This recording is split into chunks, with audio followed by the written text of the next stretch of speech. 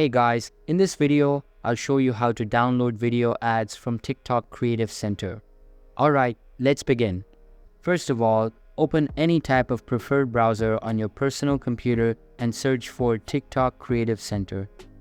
After that, a bunch of search results will be displayed on your screen. Simply click on the first web link and this type of web page will load up. You just need to click on the Get Started button and a bunch of top ads in your region will be displayed.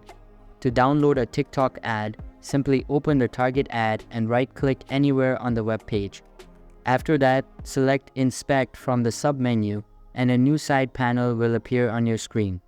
Click on the arrow icon located at the top left corner inside this panel. Then, select the target video and a URL will get highlighted. Simply double-click on this URL and copy it. Once done, open a new tab, paste the link, and you will be redirected to the target TikTok ad.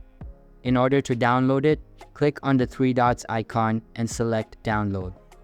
You will see that the video was downloaded successfully. So that's basically how you can download video ads from TikTok Creative Center. And that's it for this video.